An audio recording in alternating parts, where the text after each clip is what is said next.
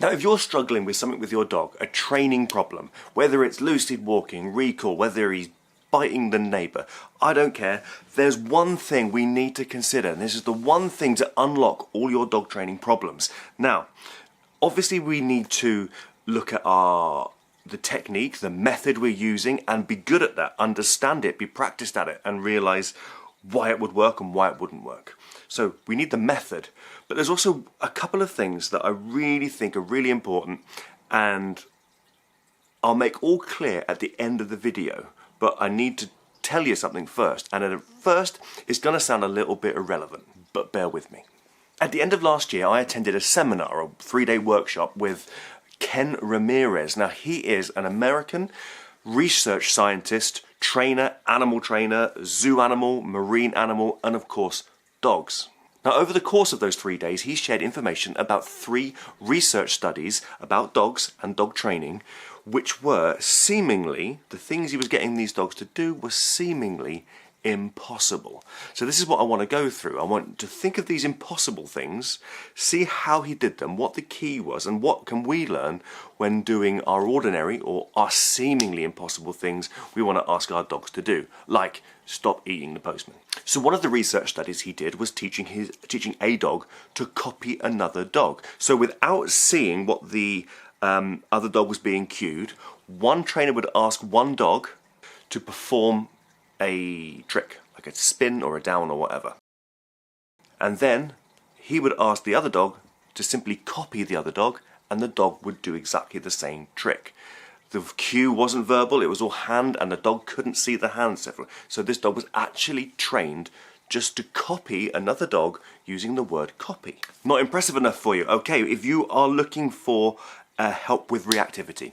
Think if you're a dog that's uncomfortable with other dogs, or maybe your dog wants to kill other dogs, I don't know. Our second research study was taking the techniques from zoo animals, teaching them to live with each other, and putting them with dangerous dogs. And we're talking about dogs that have, let's not say reactivity, let's say extreme aggression. These are dogs that possibly have killed other dogs. These dogs are on the kill list. The research study was to show whether, using these techniques, we can train these dogs to not only not kill each other, but to get on with each other, like each other, and be rehomed into ordinary homes. And to cut a very long story short, they were successful. They got a dog, one of these dogs was extremely aggressive.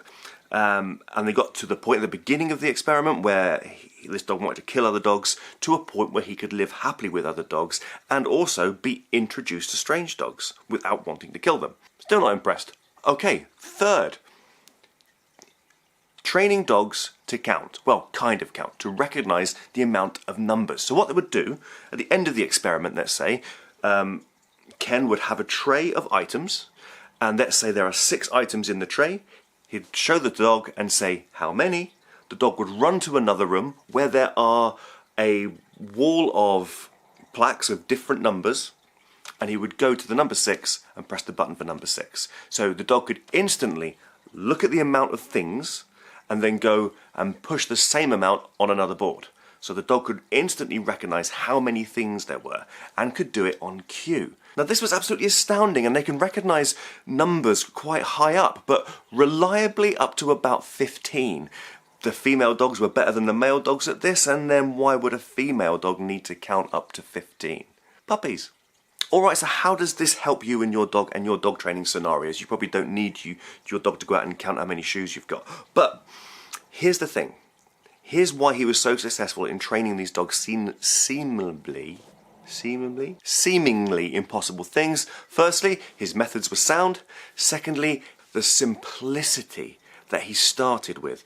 The stages he went back, even doing it for them at some points, really took it as simple as he possibly could.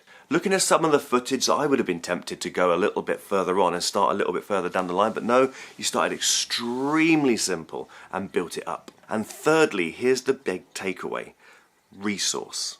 The amount of resource he had to do these things. And when we look at resource, it doesn't just mean how much money we're going to throw at something, it means how much time and patience we're going to put into this. The experiment, or the study that looked at the dogs that were very aggressive and living with each other had $1 million budget. It had people round the clock training or being with these dogs.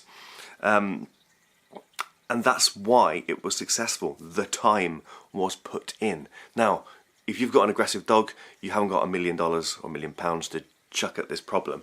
But the principle is the same. Your technique is sound. You start very basic and build it up. And third, put in the time.